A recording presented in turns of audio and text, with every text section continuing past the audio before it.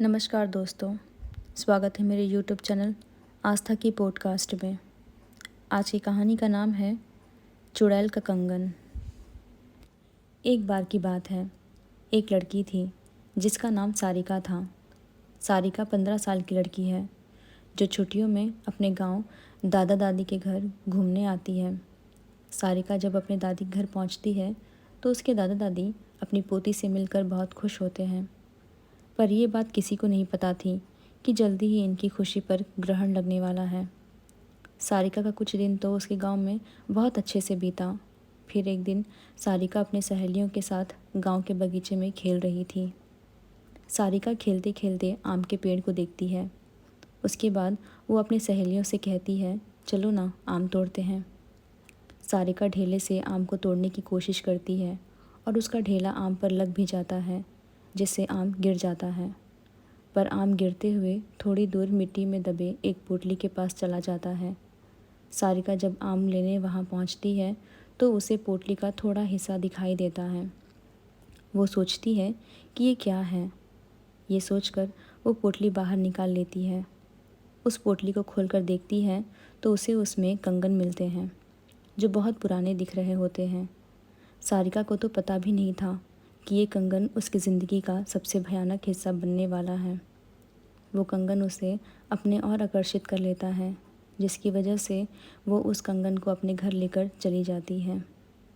घर आकर वो सारी बातें अपनी दादी को बताती है और वो कंगन भी दिखाती है। फिर दादी ने जो कहा वो सुनकर सारिका डर के मारे काँपती है। दादी कहती है कि वो पोटली कोई आम पोटली नहीं थी, वो एक चुड़ैल की पोटली थी। तुमने ये कंगन उस पोटली से निकाल कर उस चुड़ैल को गुस्सा दिला दिया है। वो तुम्हारे पास ज़रूर आएगी। सारिका डरते हुए दादी से बोलती है, मैं समझ नहीं पाई दादी, वो क्यों आएगी और कैसे। दादी ने बोला, ऐसी ही पोटली में भटकती हुई आत्माओं को कैद करके ज़मीन में गाड़ा जाता है और तुमने उस पोटली को ज़मीन से निकाला है और उसका कंगन भी तुम लेकर आ गई हो। तुम इन मनहूस कंगन के साथ उस चुड़ैल को भी अपने पीछे ले आई हो। ऐसी भटकती हुई गुस्सैल चुड़ैल अपना बदला लेती हैं। वो चुड़ैल भी हमसे अपना बदला लेने ज़रूर आएगी। सारिका इस बात से डरती तो है, पर उसे ज़्यादा यकीन नहीं होता। वो जाकर अपने कमरे में सो जाती है। उसी रात को करीब 1 बजे उस कमरे की लाइट जलने बुझने लगती है। सारिका की नींद खुलती तो है, देखती है लाइट नहीं है। वो अपने बिस्तर के बगल में रखे टेबल पर पानी पीने के लिए मुड़ती है।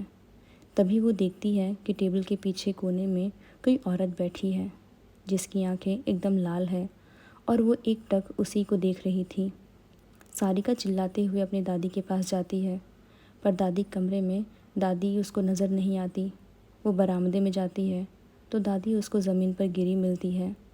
सारिका अपने दादा को खोजती है, पर उसके दादा उसे कहीं नज़र नहीं आते।